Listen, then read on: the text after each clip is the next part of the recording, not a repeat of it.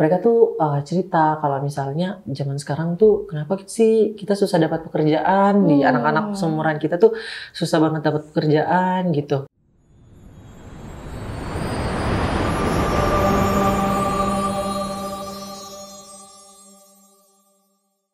Halo guys, kembali lagi di YouTalk UHAMKA Talk Podcast. Kembali lagi di episode kali ini. Betul. Yang akan kita bahas itu adalah hal yang tentunya luar biasa. Ini urgent juga ya, tapi ya, iya, sangat penting urgent. Dan ya pokoknya semoga ini bagus. Sangat more important for you guys. Betul. Gimana Abdul kabarnya? Alhamdulillah baik. Baru aku mau nanyain, udah dinanyain duluan. Oke. Kak Hifta sendiri gimana, apa kabar? Alhamdulillah selalu baik, selalu sehat insyaallah. Selamat ya atas ya Allah, terima kasih banyak. Sidangnya kemarin luar biasa. Gimana tuh lika-likunya tuh sidang kemarin tuh? Aduh, repot sih sebenarnya, agak pressure-nya banyak sebenarnya. Apalagi ternyata aku dapat dosen penguji yang katanya menurut anak-anak itu killer. Jadi kayak, apakah bisa? Tapi ya alhamdulillah sih udah terlewati, udah lulus guys, akhir. Alhamdulillah guys, jadi tinggal tunggu graduation-nya aja nih. Betul, tinggal wisudaan aja. Kalau kamu gimana menghadapi semester 5 ya? Ya, semester 5 bener banget. Ya, seperti biasa, seperti anak-anak semester 5 pada umumnya. Yang digempurkan sama tugas-tugas. Ya, tapi it's okay. Bisa, so far so good lah. Bisa dijalanin walaupun ya Allah, tapi ya harus tetap dijalanin. Gencana. Emang boleh. Nah, kalau kita ngomongin soal kuliah nih kita, pasti kita bakal ngomongin soal karir. Jenjang karir yang akan kita ambil, kita tuju. Bicara soal karir, pasti berkaitan sama pekerjaan. Nah, jadi kayaknya kita bakal bahas kali ini tentang yang berkaitan sama pekerjaan. Dan ini akan banyak sih ya, luas juga berarti ya. Kalau ngomongin pekerjaan soalnya bisa kemana-mana nih. Iya, tapi kita bakal bahas pekerjaan yang berkaitan sama Gen Z. Dan ada beberapa alasan yang kenapa sih? Ya, banyak kenapanya ya. Iya, banyak kenapanya, guys. Karena tapi by the way kita juga masuknya ke Gen Z ya. Betul sekali. Nah, Kak Hifta kemarin tuh sempat ada yang cerita nih. Fresh graduate. Terus kakakku juga kan merupakan fresh graduate juga. Terus juga pokoknya banyak lah teman-teman aku, bukan hanya fresh graduate juga, terus juga apa sih namanya yang baru lulus SMA juga. Itu kan nggak semuanya pengen melanjutkan ke kuliah, tapi ada yang mau langsung ke dunia pekerjaan. Nah, mereka tuh cerita kalau misalnya zaman sekarang tuh kenapa sih kita susah dapat pekerjaan, di anak-anak seumuran kita tuh susah banget dapat pekerjaan gitu. Kira-kira kalau menurut Kak Hifta gimana tuh? Sebenarnya nggak cuma mereka aja kali ya yang merasakan, tapi kayaknya semua orang pernah merasakan itu deh. Lagi-lagi ini kayaknya balik ke gimana diri kalian menghadapi itu sih, karena waktu itu aku pernah kok dapat cerita dari temanku, dia tuh sampai nyebarin CV punya dia tuh ke 50 perusahaan. Dan itu waktu itu pas dia cerita belum ada yang manggil dia saat itu. Tapi alhamdulillah sekarang sih dia udah masuk ke pekerjaan gitu, ke perusahaan. Tapi dulu dia bilangnya, gue tuh sampai 50 perusahaan lebih gue sebar CV gue.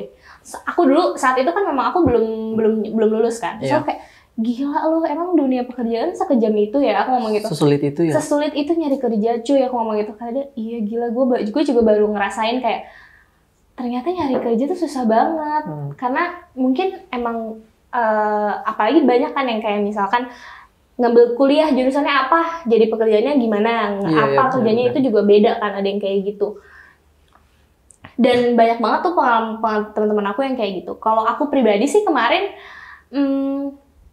sebenarnya sempat karena waktu itu mikirnya kayak, aduh gue nih takut banget nih merasakan hal itu. Akhirnya aku memutuskan untuk aku mau nyari kerjanya freelance aja gitu, karena masih yang belum ya gimana gitu loh, belum kayak gue harus kerja di sini belum kayak gitu, karena targetku masih harus kuliah lagi, masih harus belajar lagi. Jadi untuk sekarang ini aku mau nyari freelance gitu.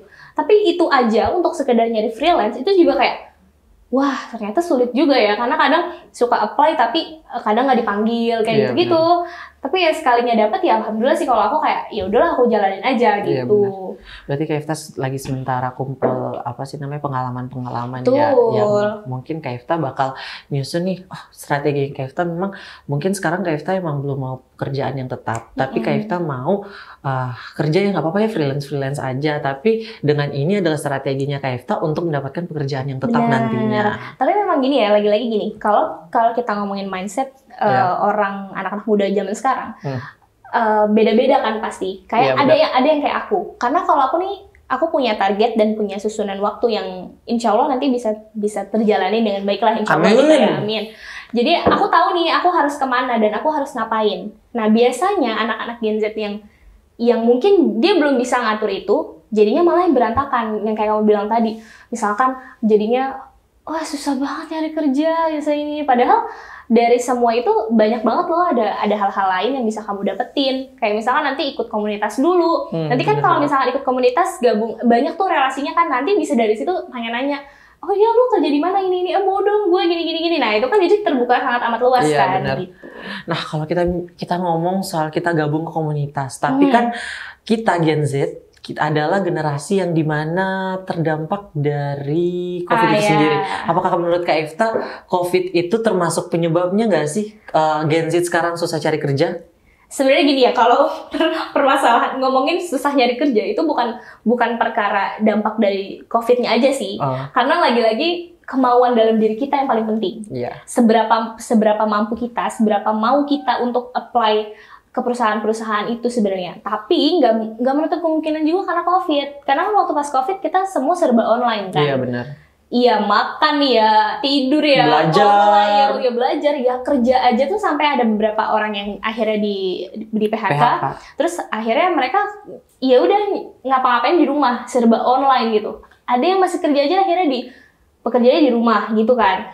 Nah itu sebenarnya bisa jadi dampaknya karena mungkin semua kan digampangin tuh, apa-apa Google, ya gampang lah sekarang tuh akses teknologi semakin berkembang gitu apalagi kan. Sekarang udah ada AI lagi. Betul, nah itu kayaknya bisa menyebabkan generasi Z yang generasi kita. Iya, yang kayaknya udah malas jadi makin males-malesan gitu.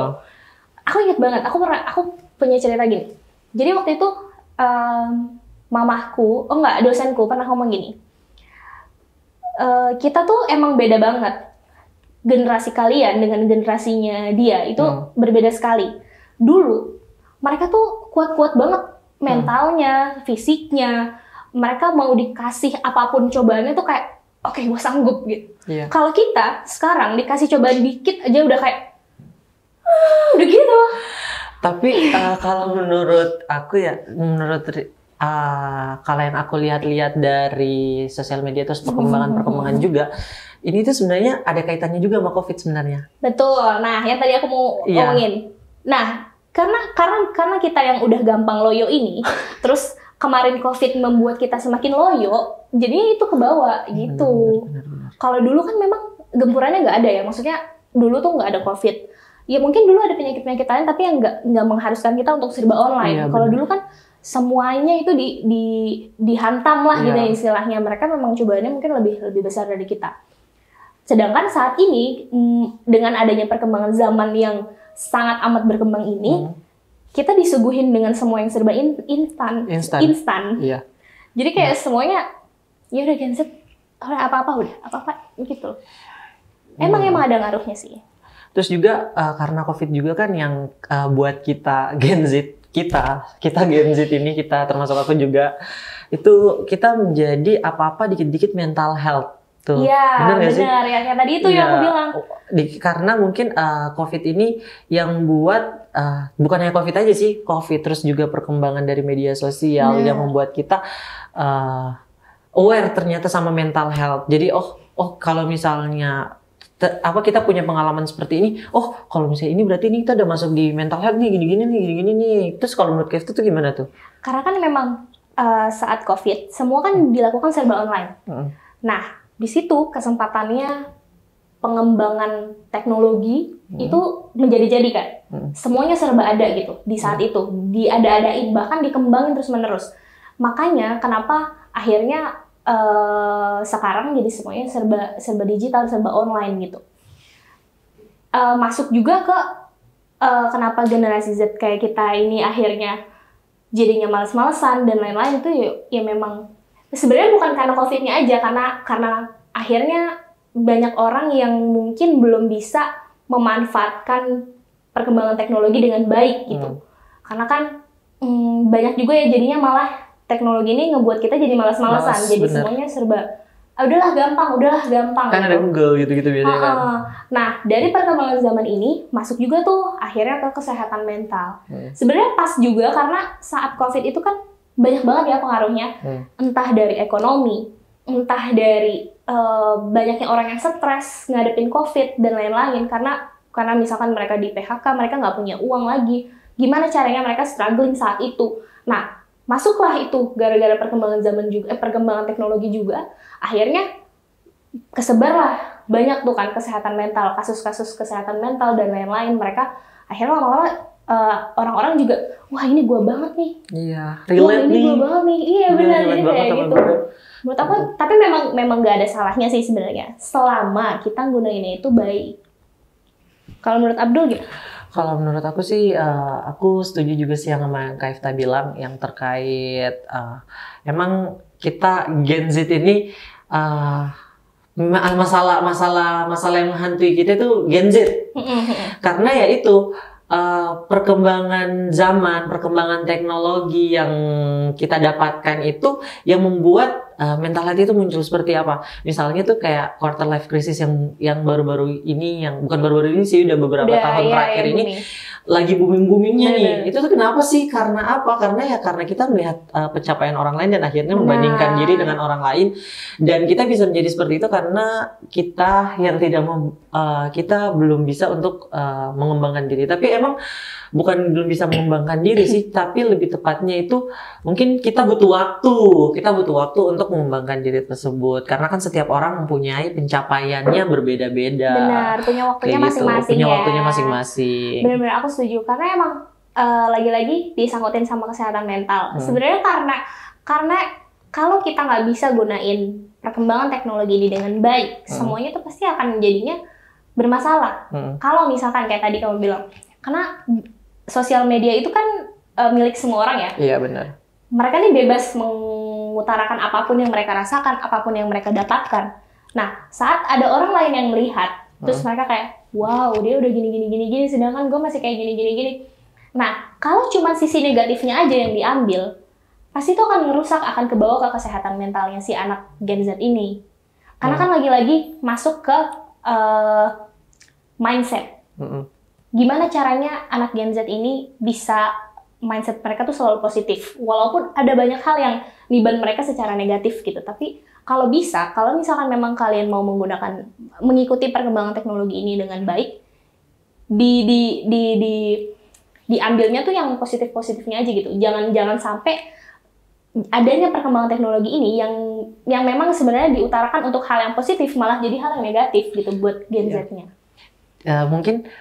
Mungkin yang aku tangkap dari yang Kak Ifta ngomong tadi tuh sebenarnya tuh kita tuh pengetahuan atau misalnya apapun yang dikasih sama internet itu ataupun media sosial ataupun perkembangan teknologi ini sebenarnya itu kita harus mengambil kesempatan. Iya itu juga. Mengambil kesempatan untuk apa? Untuk lebih berkembang. Jadi istilahnya ini kita jadikan sebagai acuan kita untuk menjadi lebih baik. Karena kita lihat kalau perkembangan teknologi misalnya seperti ini, kita harus bisa memang benar-benar harus bisa ngikutin agar kita bisa, maksudnya ngikutin dalam artian untuk kita bisa berkembang lebih maju. Kita bisa berkembang selaras sama berjalannya teknologi. Benar. Kayak gitu. Mungkin itu yang jadi salah satunya yang harus kita sebagai Gen Z lakukan untuk bisa lebih cepat, bukan lebih cepat sih, untuk bisa mendapatkan pekerjaan seperti itu. Benar. Karena kalau memang kan tadi yang Abdul ngomong sih, kalau kita ngikutin perkembangan zaman dengan baik, kita tahu arahnya mau kemana, itu semua akan feedback ke kita juga baik kok pasti. Iya, Itu sih. Apalagi pengembangan hard skill, soft skill yang diberikan kepada kita pengguna teknologi ini banyak banget sekarang. Apalagi sekarang tuh banyak, jadi kayak ada pelatihan kursus online. Kalau mau dilihat-lihat ya, terus juga ada pokoknya banyak deh yang bisa sebenarnya bisa kita manfaatkan. Tapi yang masih saja itu Gen Z masih merasa, aku Gen Z juga, termasuk aku juga masih merasakan bahwasannya kita tuh susah banget untuk mendapatkan pekerjaan karena mungkin tuntutan dari perusahaan juga kali ya. Mungkin bisa jadi ya, karena gini, mungkin ngaruh juga nih pas COVID kemarin kan akhirnya ngebuat perusahaan terpaksa untuk mengeluarkan karyawan-karyawannya. Iya, PHK. Nah sekarang waktunya lagi bangkit-bangkitnya, akhirnya perusahaan ngebuka lagi nih lowongan untuk mereka yang memang mau bekerja. Nah pasti karena waktu itu sempat ada COVID, perusahaan akan mencoba mencari cara kan untuk kira-kira nanti kalau misalkan ada lagi gimana, mereka pasti akan mempelajari itu. Nah itu juga mungkin yang bikin akhirnya bukan Gen Z aja sih, karena kan akhirnya Gen Z ini akan ikutan bersaing sama generasi-generasi yang sebelumnya. Itu makanya ya tadi balik lagi ke kesehatan mentalnya, mereka pasti akan kena juga. Gimana ya anak Gen Z lawan generasi yang sebelumnya yang kira-kira mereka aja tuh kayaknya lebih kuat dari kita gitu. Kita aja yang gampang loyo gini harus bersaing sama mereka. Mungkin itu jadi salah satu penyebab kenapa Gen Z susah dapat pekerjaan saat ini. Dan bukan hanya susah juga permasalahannya Gen Z, tapi Gen Z ini kenapa sih dia tuh suka milih-milih pekerjaan? Kalau kalau saya pikir-pikir, bukan hanya sebenarnya itu pekerjaan tuh sebenarnya banyak nih, banyak. Apalagi sekarang tuh udah ada beberapa pekerjaan yang emang dulu tuh nggak ada, tapi sekarang ada. Oh iya benar banget, benar banget. Sekarang memang. Oh sama ini, kamu tau gak sih? Sekarang tuh ada yang artikel yang ngomong, bukan artikel, berita yang ngomong ada beberapa pekerjaan yang nantinya akan dihapus, terus digantikan dengan yang kita aja kayak, wah ini apa ya, gitu-gitu loh. Iya berarti emang tuh sebenarnya pekerjaan ini ada, terus ada banyak. Terus generasi kita aja kali ya yang milih-milihnya kebangetan gitu. Tapi ya kalau dari pribadi aku sih ngerasa kalau aku sih nggak milih-milih pekerjaan selama itu masih sejalan sama jurusan aku. Iya. Karena gini, kalau kita ngomongin tentang perkuliahan dan pekerjaan yang searah, itu pas. Tapi kalau misalkan nih misalkan aku ngambil jurusan psikologi tapi kerjanya di bagian sosial media spesialis. Nyambung ya bisa sih disambung-sambungin. Bisa sebenarnya. Iya bisa sebenarnya disambung-sambungin. Cuman kan agak berbeda ya. Karena kan apa yang kita pelajari di kuliah kemarin tuh nggak ngebahas tentang sosial media. Iya. Kayak gitu-gitu. Itu sih sebenarnya kenapa kayaknya Gen Z itu juga suka milih-milih. Dan juga mungkin karena ini Gen Z tuh kayaknya lebih banyak nggak suka disuruh-suruh ya? Atau bukan nggak suka disuruh-suruh, gimana bahasanya? Kalau bukan lebih suka disuruh-suruh, maksudnya istilahnya mereka mau bekerja yang pertama sesuai dengan apa yang mereka mau, sesuai dengan passionnya. Nah itu mungkin. Sedangkan passion yang ditawarkan untuk jurusannya mereka itu sedikit dan banyak. Jadi maksudnya saingannya mereka tuh banyak juga. Tapi mereka mau di pekerjaan tersebut. Jadi istilahnya kayak itu yang membuat mereka mungkin karena mungkin bekerja di sini, akhirnya dia merasa kalau sebenarnya ini cari kerja nih susah nih. Terus juga tuntutan perusahaan juga yang lumayan besar, dan juga Gen Z juga ini bisa dibilang Gen Z kita juga tuh biasanya tuh misalnya lagi, tapi biasanya kita tuh bekerja. Tapi kayak misalnya kita nih nggak tahu ini kita bisa apa enggak, tapi kita terima-terima aja. Udah gitu ya, ya udahlah gitu kan. Iya. Terima aja karena mungkin ya dia pikir bisa. Gitu. Maksudnya kita Gen Z ini bisa, jadi akhirnya kita terima-terima aja nih untuk pekerjaan ini yang sebenarnya tuh tidak semuanya kita bisa lakukan. Seperti itu. Sebenarnya kalau aku sih karena gini. Kalau misalkan kita sebagai Gen Z ini cuman bisa kayak gue mau kerjanya di sini tapi sedangkan jurusan gue di sini misalkan gitu, milih-milih nih akhirnya kan milih-milih terus kitanya nggak ngelakuin apa-apa, kayak percuma kan. Ya, juga. Jadi mendingan diubah mindsetnya bahwa oke, misalkan gue mau kerja di bagian HRD, misalkan aku di bagian HRD, gimana caranya selama aku masih nge-apply ini, tapi aku masih bisa nambah skill aku. Ya, misalkan aku ikut workshop, aku ikut sertifikasi, atau aku ikut pelatihan-pelatihan lain. Nah, Gen Z ini harus melakukan ini sebenarnya. Biar nggak cumannya jadi milih-milih doang, nggak cuma nunggu-nunggu doang. Nanti saat ditanya orang, kenapa belum kerja, misalkan gitu ya. Terus dia, iya nih belum dapat, cuma jawab gitu doang. Kan kalau misalkan kenapa belum, iya soalnya lagi masih ngasah kemampuan nih, aku udah ikut workshop, aku ikut pelatihan dan lain-lain, itu kan lebih enaknya jawabnya. Karena biasanya itu sih yang diserang sama orang-orang sebelum Gen Z. Karena kan kamu juga, misalkan nih, kamu nanti udah mulai skripsian, ditanya kapan lulus, udah lulus, kapan kerja, udah kerja di mana, kayak gitu kan. Tapi padahal kan mereka nggak tahu nih sebenarnya proses yang kita jalani ini seperti apa. Terus rencana-rencana yang kita lakukan tuh seperti apa. Kan mereka biasanya tuh beberapa orang tuh melihat dari hasil yang kita dapetin, bukan dari proses yang kita lalui. Sebenarnya tuh kayak gitu. Cuman kalau menurut aku tidak masalah sih sebenarnya untuk pilih-pilih pekerjaan, karena itu balik lagi ke pribadi masing-masing. Karena apalagi sekarang timbul kenapa Gen Z ini susah dapat pekerjaan juga, karena mungkin lingkungan pekerjaan. Ada yang toksik dikit gitu ya. Lingkungan pekerjaan yang membuat mereka mungkin tertekan, ataupun juga banyak yang seperti yang aku bilang tadi, tuntutan-tuntutan perusahaan yang membuat mereka berpikir bahwasannya, aduh gue nih nggak nyaman nih kerja di sini nih. Akhirnya itu yang membuat Gen Z susah dapat pekerjaan dan memilih-milih pekerjaan kayak gitu. Iya, bisa jadi sih itu. Karena memang kalau ngikutin prosedur dulu ya pasti kalau misalkan masuk perusahaan tuh akan dikasih tes psikotes, tes apa gitu, pokoknya banyak banget yang memang intinya memang sebenarnya bagus sih untuk tahu nih kira-kira orang ini mampu atau bisa nggak kalau kita kasih pekerjaan di bidang ini, kayak gitu. Tapi ya itu karena kayaknya Gen Z tuh udah males, atau kayaknya itu bukan gue banget deh untuk kayak gitu-gitu, ngisi-ngisi soal kayak gitu. Akhirnya itu yang ngebuat mereka jadi milih-milih. Ya benar juga, apalagi yang sekarang yang lagi hype-hype banget itu yang terkait work-life balance. Yang hidup mau apa sih namanya? Pekerjaan sama lifestyle seimbang. Tapi kan tidak semuanya bisa berjalan seperti itu. Benar. Guys, semua tuh kayak punya timingnya masing-masing gak sih? Bener banget. Kalau misalkan kalian, kan apa yang kalian tahu sekarang, apa yang kalian nikmati nantinya. Iya bener. Jadi kalau misalkan kalian hari ini bersusah-susah dulu, kerja dulu, nikmatin aja.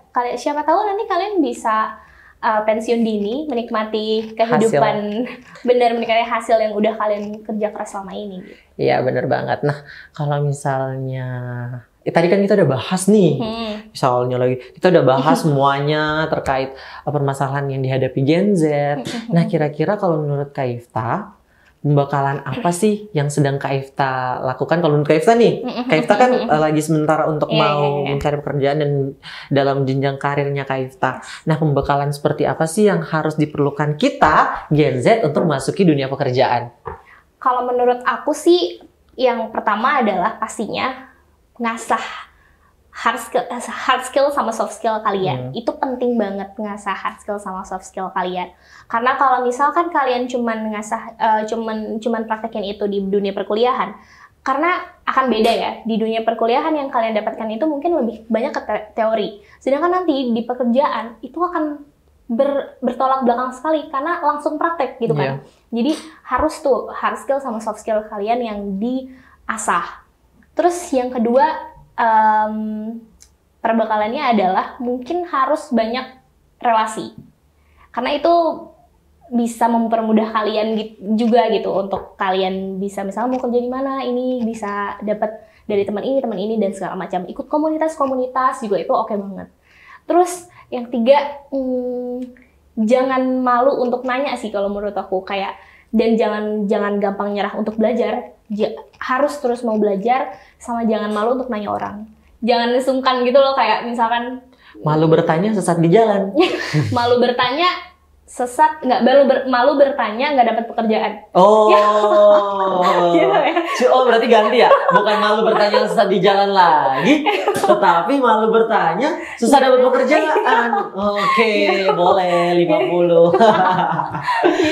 Oke. Sama yang terakhir Apa? adalah sabar. Sabar, sobirun. Karena memang yang kayak tadi Abdul sampaikan bahwa kita semua punya timingnya masing-masing. Kalau Abdul udah sukses sekarang, aku belum. Ya siapa tahu aku nanti bisa lebih sukses dari Abdul. Tapi nanti ada waktunya, gitu. Proses itu nyata. Betul. Guys. Jangan gampang nyerah gitu ya Abdul ya. Oke, tetap harus semangat. Semangat. Kalau Abdul ada pesan-pesan? Kalau aku yang pertama mungkin yang harus teman-teman kita Gen Z lakukan itu, kita harus punya keterampilan hidup. Nah, life skill itu sebenarnya paling penting dalam pencapaian apapun nantinya. Karena life skill ini sebenarnya menunjang kehidupan kita nantinya. Betul. Entah itu nanti kita ingin mendapatkan pekerjaan, kemudian kita hidup nanti ke depannya seperti apa, itu tergantung life skill yang kita punya. Betul. Nah, life skill yang harus teman-teman miliki itu yang pertama mungkin teman-teman harus mengenal dirinya teman-teman terlebih dahulu. Karena itu yang paling penting sih. Kita mau bekerja di mana, mau bekerja seperti apa, itu tergantung kita seberapa mengenal dirinya kita. Mengetahui kemampuannya kita itu seperti apa. Kayak gitu. Kemudian juga yang mungkin pembekalan lainnya mungkin ya kita bisa lebih mengelola stres kita, mengelola emosi, karena akan banyak apa tuntutan-tuntutan, kemudian akan banyak apa sih namanya, cobaan-cobaan yang akan kita hadapi. Nah, dengan memiliki keterampilan hidup seperti bisa mengelola emosi dan juga mengatasi stres, itu bisa membantu kita banget Gen Z untuk bisa bertahan hidup bertahan hidup dan mendapatkan pekerjaan nantinya. Seperti itu. Dan juga yang terakhir banget, jangan pernah membandingkan prosesmu dengan orang lain, karena untuk mencapai ke angka 10 itu bukan hanya 9 tambah 1, tapi bisa 5 tambah 5, bisa 7 tambah 3, dan juga bisa 2 tambah 8. Jadi setiap orang memiliki timing dan prosesnya masing-masing. Jadi tetap semangat dalam berproses dan berkembang teman-teman, karena kita semua punya waktu untuk bersinar. Seperti itu kalau dari aku. Keren banget. Akhirnya kita udah selesai ya ngebahasnya. Ya, nanti kita mungkin bakal ketemu lagi di episode selanjutnya. Ya, lebih seru lagi ya. Harus lebih seru lagi. Oke, jangan lupa like, comment, share, and subscribe YouTube-nya UHAMKA TV. Bye.